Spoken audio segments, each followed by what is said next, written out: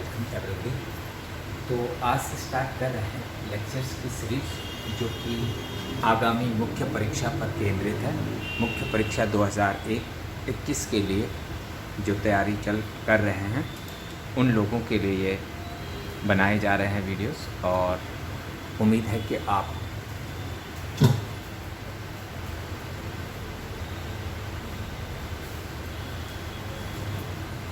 कि आप इन वीडियोस को देखेंगे और ये आपके लिए हेल्पफुल होंगे। ज़्यादा समय न गवाते हुए मैं मेन मुद्दे पे आ रहा हूँ। जो पेपर 1 है, पेपर 1 का जो पहली यूनिट है nature definition of public administration, nature and definitions of public administration, उसी से स्टार्ट कर रहे हैं। सबसे पहली जो इकाई है जहाँ से हमें शुरुआत करना है वो है कि लोक प्रशासन के लोक शब्द का अर्थ क्या है। ठीक है, जो मेंस लिखने जा रहे हैं लोग वो इस चीज़ को याद रखें कि आपको हर टॉपिक एग्जामिनेशन के पॉइंट ऑफ व्यू से पढ़ना है। ज्ञान संवर्धन के लिए आप नहीं पढ़ रहे, आप पढ़ रहे हैं मुख्य परीक्षा में अंक लाने के लिए। तो आप जो भी टॉपिक पढ़ रहे हैं उस टॉपिक के बाद, पढ़ने के बाद ये ज़रूर पूछ लीजिए अपने आप से कि इस टॉपिक पर क्या प्रश्न आ सकता है। ठीक, यदि आपको कोई प्रश्न मिल रहे हैं जो मेंस में आ सकते हैं तो आपका समय देना सही है उस टॉपिक पे। और अगर नहीं कोई प्रश्न बन रहा है तो मान लीजिए कि आपने अपना समय उसमें बर्बाद किया है, क्योंकि आपके पास बहुत लिमिटेड टाइम है। ज़्यादा से ज़्यादा 50-60 दिन आपके मुख्य परीक्षा के लिए बचे। तो लोक प्रशासन में लोक शब्द, इस पर एकाध टिप्पणी जरूर आती है, लगभग हर साल आती है। ठीक, इंट्रोडक्शन से, चाहे वो लोक शब्द पे आ जाए, चाहे परिभाषा पे आ जाए, चाहे लोक निजी प्रशासन पे आ जाए, आता जरूर है। अगर लोक शब्द पर आता है तो ये आता है कि भाई लोक शब्द का अर्थ समझाइए। सिंपल सा क्वेश्चन जो इसमें बनता है कि what do you mean by public in public administration. आप लोक प्रशासन में लोक शब्द से क्या समझते हैं। एक बार फिर से रिपीट कर रहा हूँ प्रश्न कि आप लोक प्रशासन में लोक शब्द से क्या समझते हैं। What do you mean by the word public in public administration. ठीक है, वहाँ अगर पेपर 2 में चले जाएंगे इंट्रोडक्शन वाले पार्ट में, तो वहाँ पे ऐसे मिलते हैं प्रश्न प्रस्तावना पर कि प्रस्तावना में उल्लिखित समाजवादी शब्द का अर्थ या वर्तमान प्रासंगिकता समझाइए। तो इस तरह से पेपर 1 पेपर 2 को थोड़ा सा कोरिलेट करके पढ़ते रहिए। तो पेपर 1 पर अभी फिर लौट आइए कि लोक प्रशासन में लोक शब्द की व्याख्या। तो बहुत सारे विद्वानों ने इस पर व्याख्या की है, लेकिन जो सांगोपांग, ठीक है, जो आप कहते हैं कि वाइड कवरेज जिसको हम कहें, ठीक है, कि एक वाइड मीनिंग जिसको हम कहें, वो दिया है रैनसन एंड स्टीवर्ट नाम के विद्वानों ने। रैनसन एंड स्टीवर्ट, ठीक है। और इनका मानना है कि हम लोक शब्द को 3 दृष्टियों से परिभाषित कर सकते हैं। पहला राजनीतिक दृष्टि से, दूसरा स्वामित्व की दृष्टि से, और तीसरा लोक सेवा उत्तरदायित्व की दृष्टि से। स्वामित्व की दृष्टि से, लोक सेवा उत्तरदायित्व की दृष्टि से और राजनीतिक दृष्टि से। ठीक, ये बताया है रैनसन एंड स्टीवर्ट ने। ठीक है, अब राजनीतिक दृष्टि से लोक शब्द का क्या है। राजनीतिक दृष्टि से लोक प्रशासन का लोक शब्द लोगों के एक ऐसे समूह को व्यक्त करता है, denote a group of people. लोगों के एक ऐसे समूह को व्यक्त करता है जो लोक क्षेत्र में निवास करता है। लोक क्षेत्र यहाँ पे लिखा भी है पब्लिक डोमेन, लोक क्षेत्र में निवास करता है। Once again repeating the line quotation कि the word public in public administration denotes a group of people staying over in public domain. लोक प्रशासन में लोक शब्द लोगों के एक ऐसे समूह को व्यक्त करता है जो लोक क्षेत्र में निवास करते हैं। आगे बताया कि बहुत सारे बच्चों के मन में ये एक प्रश्न उठ रहा था कि ये लोक क्षेत्र क्या है। और ये ज्ञान अर्जन का बहुत ही सटीक तरीका है कि हम आगे बढ़ने से पहले जो शब्द महत्वपूर्ण उसका अर्थ समझते हुए चलें, तो हमें रटना नहीं पड़ेगा। फिर से समझा देता हूँ कि लोक प्रशासन का लोक शब्द लोगों के एक ऐसे समूह को व्यक्त करता है जो लोक क्षेत्र में निवास करता है। और लोक क्षेत्र क्या है? What is public domain? ठीक, कि लोक क्षेत्र वह स्थान है जहाँ पर सार्वजनिक उद्देश्यों की पूर्ति के लिए लोक इच्छा का प्रयोग किया जाता है। Once again repeating, public domain is the arena where public will is being exercised to achieve the collective ends. Public domain is an arena where public choice is being exercised to achieve the collective ends. कि लोक उद्देश्यों की प्राप्ति के लिए जहाँ पर लोक इच्छा का प्रयोग किया जाता है उस स्थान को हम कहते हैं लोक क्षेत्र, पब्लिक डोमेन। ठीक है, तो फिर एक बात कहता हूँ कि लोक प्रशासन को आप किताबों से नहीं समझ सकते। अगर लोक प्रशासन को समझना है तो धरातल पर आपको आना होगा। इसमें अमूर्त कुछ नहीं है, सब कुछ मूर्त है। कुछ विषय ऐसे हैं कि आप काल्पनिक उसमें बातें होंगी और वो आप नहीं समझ सकते कि भाई वो चीज़ क्या है ना, उसको हम टच कर सकते हैं ना, हम उस चीज़ को छू सकते हैं, देख भी नहीं सकते हैं, आत्मा है, ब्रह्म है, इत्यादि इत्यादि। लेकिन लोक प्रशासन में सब आपके चारों ओर फैला है, आप उसको देखिए। तो लोक प्रशासन का लोक शब्द राजनीतिक दृष्टि से लोगों का एक ऐसा समूह है जो लोक क्षेत्रक में निवास करता है, और लोक क्षेत्रक वह स्थान है जहाँ पर सामूहिक उद्देश्यों की प्राप्ति के लिए लोक इच्छा का प्रयोग किया जाता है। आप उदाहरण से समझिए, ये थ्योरी है जो मैंने शब्दों में बोली है।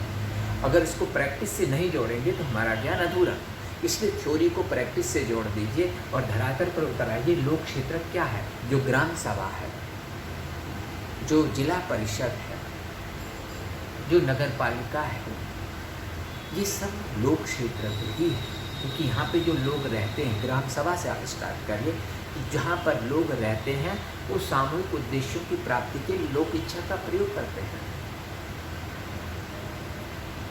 समझना कि ग्राम सभा की बैठक होती है और ग्राम सभा की बैठक में डिसाइड किया जाता है कि इस साल के बजट में, ग्राम सभा के साल के बजट में स्कूल बनेगा, पगडंडियाँ बनेंगी, या कोई आपका शौचालय बनेगा, या कोई विवाह गृह बनेगा, ठीक, मैरिज हॉल बनेगा। ये सब मिलकर के डिसाइड करते हैं। बकायदा उसमें वोटिंग भी कई बार होती है बजट पर। ग्राम पंचायत, ग्राम सभा और ग्राम पंचायत डिफरेंस जानने के लिए पेपर 2 का रीड करिए, वहाँ ये समझा दें।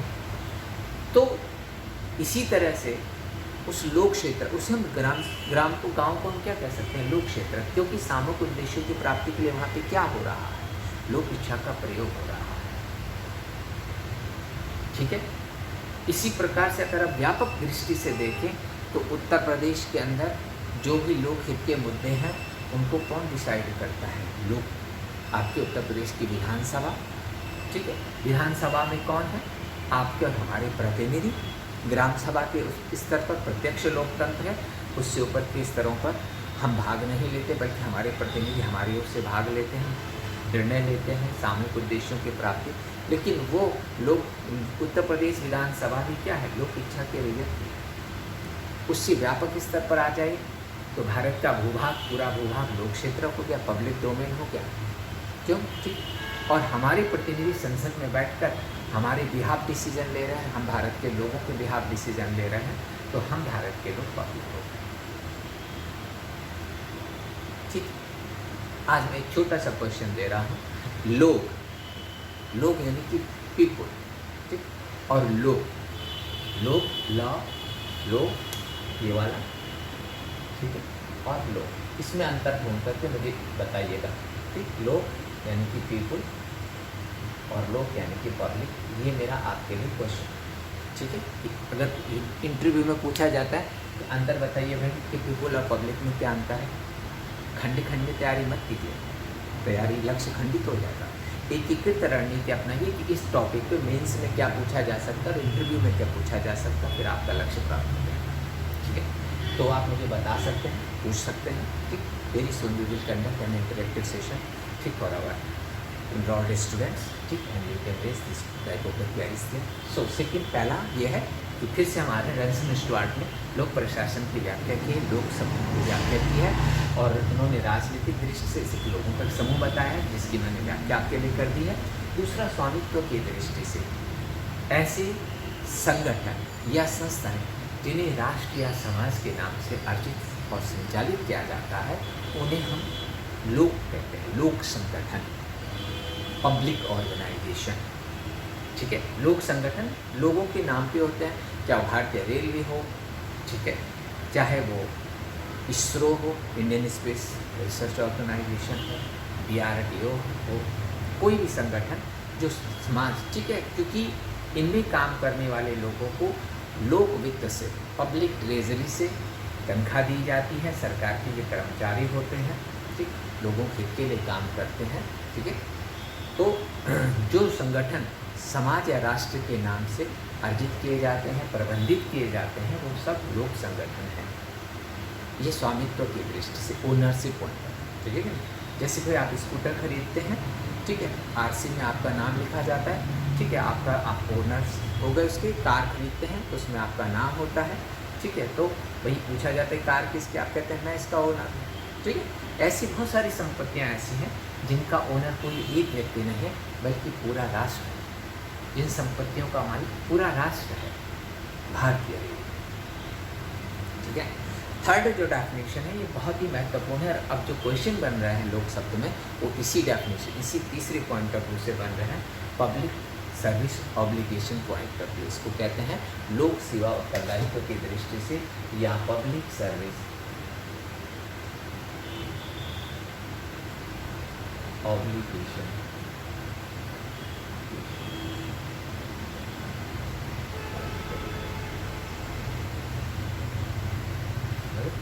तो जो भी इसमें आपके प्रयास हैं लोगों के, संगठनों के, ठीक है, चाहे वो सरकारी हों, गैर सरकारी हों, राष्ट्रीय हों, अंतर्राष्ट्रीय हों, बहुत सारे संगठन इसमें काम कर रहे हैं जो लोगों के हित के लिए काम कर रहे हैं, ठीक है। सबसे ज़्यादा इस समय पॉपुलर जो है वो है नागरिक समाज के प्रयास, ठीक है।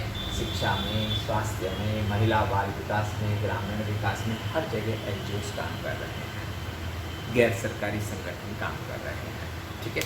आज के लेक्चर में एक दूसरा क्वेश्चन मैं आपको दे रहा हूँ कि अपने डिस्ट्रिक्ट में कार्यरत किन्हीं 5 NGOs के नाम होंगे जो लोगों के हित के लिए काम कर रहे हैं, ठीक है। बहुत सारे हैं जो महिलाओं के लिए और बाल विकास के लिए काम कर रहे हैं, शिक्षा के क्षेत्र में बच्चों को फ्री में एजुकेशन कई NGOs दे रहे हैं, ठीक है कि नहीं। इसी तरह से महिलाओं को कई एक NGOs हैं जो महिलाओं की स्वच्छता के लिए या सैनिटरी पैड्स वगैरह डिस्ट्रीब्यूट कर रहे हैं, ठीक है।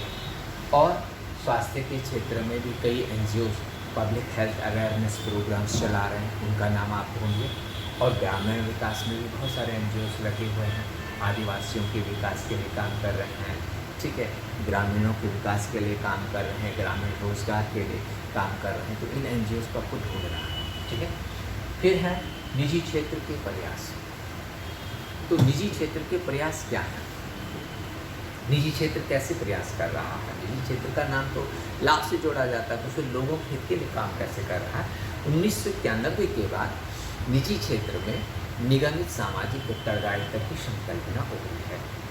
फिर से बोल देता हूँ, निगमित सामाजिक उत्तरदायित्व, कॉरपोरेट सोशल रिस्पॉन्सिबिलिटी। और ये कॉरपोरेट सोशल रिस्पॉन्सिबिलिटी जो है वो ये अवधारणा ये कहती है चूँकि जो भी निजी संगठन है वो समाज से लाभ कमाता है, इसलिए उसे समाज में कुछ लौटाने का उसका दायित्व है।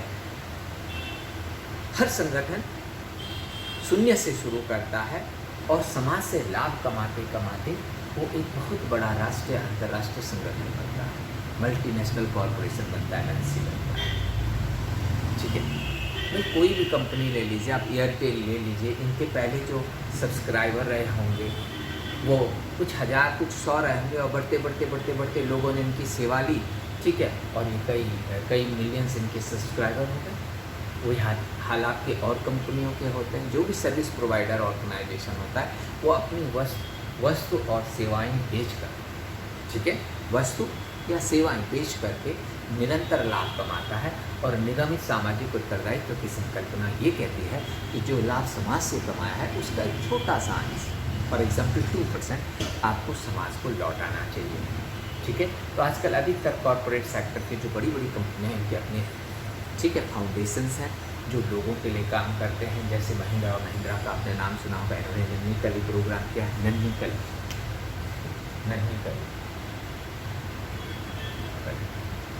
ठीक है, कई बेसहारा बच्चों को ये गोद लेते हैं और उनको पढ़ाते हैं, उनकी जो ख्वाब है उन्हें पूरा करने में मदद करते हैं। बहुत सारे CSR के एग्जाम्पल्स आपको मिलेंगे। ठीक, बड़े बड़े सरकारी निगम भी इसमें आगे आ रहे हैं, ONGC वगैरह, और कई जो है प्राइवेट कंपनियां भी अपने लाभ का एक अंश अब खर्च करने लगी है। रिलायंस फाउंडेशन भी है और मिलिंडा गेट फाउंडेशन का भी नाम बहुत रहा।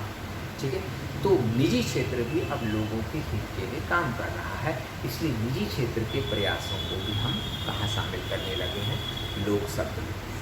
ठीक है, और अंतर्राष्ट्रीय संगठन रेड क्रॉस तो बहुत समय से काम करता रहा है। ठीक है, और आजकल वर्ल्ड हेल्थ ऑर्गेनाइजेशन है या जो भी आपके इंटरनेशनल ऑर्गेनाइजेशन है, चाहे पीस कीपिंग में है, चाहे वो मेडिकल में है, हेल्थ में है, ठीक है, डॉक्टर विदाउट बॉर्डर्स, ठीक है, और world wide fund for nature, ये सारे लोगों के लिए ही काम कर रहे हैं।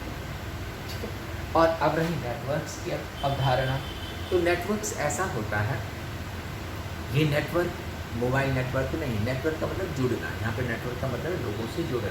ठीक है, तो कई संगठन आपस में जुड़ करके, सरकारी संगठन उसमें जुड़ सकता है, निजी संगठन भी जुड़ सकता है, वो एक नेटवर्क बना लेते हैं। 3-4 तरह के अलग अलग प्रकृति के संगठन मिलकर किसी पर्टिकुलर पब्लिक पर्पज़ को सर्व करने के लिए एक साथ आ जाते हैं नेटवर्क बना करके, और जब काम खत्म हो जाता है अपना ही नेटवर्क टूट जाता है। ठीक है, जैसे कि भाई कोई झील है किसी डिस्ट्रिक्ट में, हिमाचल के शिमला में है या कहीं और है, अब वो झील बहुत गंदी हो गई है। ठीक है, अब झील गंदी इसलिए हो रही है क्योंकि लोग वहाँ के जो स्थानीय निवासी है जाकर के वहाँ पर गंदगी डाल देते हैं, कूड़ा करकट डाल देते हैं। तो NGO है, जैसे नाम है NGO का, हरियाली NGO। अब NGO वालों ने लोगों को समझाया कि भैया यहाँ पे कूड़ा मत डालो, कूड़ा डालने से झील गंदी होती जा रही है, बदबू आती जा रही है, कुछ दिन बाद ये सूख जाएगी। लेकिन लोग नहीं मानते, पब्लिक है, ठीक है कि नहीं। तो वो NGO वाले लोग मिल करके कलेक्टर साहब को रिक्वेस्ट करते, फॉर एग्जांपल आप कलेक्टर हैं, फ्यूचर में बनना है, अभी सोच लीजिए, तो आप कलेक्टर, आपके पास NGO वाला है, हरियाली NGO वाला है कि सर हमारा ये जो गार्बेज, लोग जो गार्बेज फेंक रहे हैं, ठीक है, इसको रुकवाइए, क्योंकि आपके पास लीगल अथॉरिटी है एज ए कलेक्टर। तो आपने वहाँ पे बोर्ड लगा दिया कि यह कूड़ा मुक्त क्षेत्र है और इस झील के आधे किलोमीटर के दायरे में किसी प्रकार का भी कूड़ा कचरा डालना एक कानूनी रूप से अपराध है। दूसरे दिन वहाँ पे बड़ा बोर्ड लग गया, आदेशानुसार जिलाधिकारी। ठीक है, तो NGO वाले हो गए, NGO वालों को हेल्प किया किसने, DM साहब ने। DM साहब के सरकारी संगठन के प्रतिनिधि हैं, सरकारी अधिकारी हैं। इसी तरह से उस NGO वालों ने किसी इंटरनेशनल बॉडी से फंड्स के लिए अप्लाई करा, भाई सफाई करनी है झील की या सौंदर्यकरण करना है तो पैसा चाहिए। तो किसी इंटरनेशनल इकोलॉजिकल या एनवायरनमेंट प्रोटेक्शन से जुड़े हुए किसी बड़े इंटरनेशनल ऑर्गेनाइजेशन ने फंडिंग कर दी उनको 50 लाख 20, ठीक है, 10-20 लाख की जो भी उनकी रिक्वायरमेंट थी कि भाई आप पैसा लीजिए और इस झील का नेचुरल इकोलॉजी को रिस्टोर कीजिए। तो इंटरनेशनल ऑर्गेनाइजेशन भी जुड़ गया, ठीक है। तो 3 लोग, DM साहब, सरकारी, NGO, गैर सरकारी, ठीक है, और इंटरनेशनल कोई फंड है, ठीक है, फंड देने वाली संस्था, वो भी जुड़ गए। और NGO वालों ने किसी साइंटिफिक रिसर्च ऑर्गेनाइजेशन से भी संपर्क कर लिया, ठीक है, नहीं, सेंटर फॉर एनवायरमेंटल स्टडीज़ वालों से संपर्क कर लिया कि भाई ज़रा झील में देखिए कि क्या प्रदूषण किस लेवल तक का है और इस प्रदूषण को कैसे इससे ख़त्म किया जा सकता है। NGO वालों के पास प्रयास है, वो भाग दौड़ कर रहे हैं। जिलाधिकारी के साहब के पास अपनी अथॉरिटी है, लीगल अथॉरिटी, उन्होंने उसका यूज़ किया है। इंटरनेशनल बॉडी या इंटरनेशनल ऑर्गेनाइजेशन के पास फंड की अवेलेबिलिटी में फंड डोनेट किया है। और जो साइंटिफिक रिसर्च का ऑर्गेनाइजेशन, वो PGO भी हो सकता है, पैरा गवर्नमेंटल ऑर्गेनाइजेशन भी हो सकता है, वॉलंटरी ऑर्गेनाइजेशन भी हो सकता है, वो भी आ गया और सब मिल करके, ठीक है। तो यहाँ पे लोक उद्देश्य क्या है? झील की सफाई करना। ऐसा चीज झील की सफाई करना काम किसका माना जाता है? ट्रेडिशनली आप अगर देखिए परंपरागत ढंग से अगर आते हैं, किसका काम है? सरकार का। लेकिन आज इसको नेटवर्क्स बना करके, इस तरह के छोटे छोटे नेटवर्क्स बना करके हम सॉल्व कर रहे हैं। तो networks are helping in public interest and networks are working for public interest. Networks are known as the government of future. भविष्य की सरकार कहा जाता है नेटवर्क्स को, ठीक है। तो इसमें भी क्वेश्चन आ सकता है आपका, ठीक। मेरे नोट्स में, क्लास नोट्स में ये सारा डिटेल में दिया गया है, ठीक है। और इस पर और भी किसी को कुछ जानकारी चाहिए हो तो हमारे इस वीडियो के उसमें आप कमेंट में दे सकते हैं। और मैं व्हाट्सएप नंबर भी अपना वीडियो में लिंक में दे रहा हूँ, आप व्हाट्सएप भी हमें भेज सकते हैं। Till then, good bye.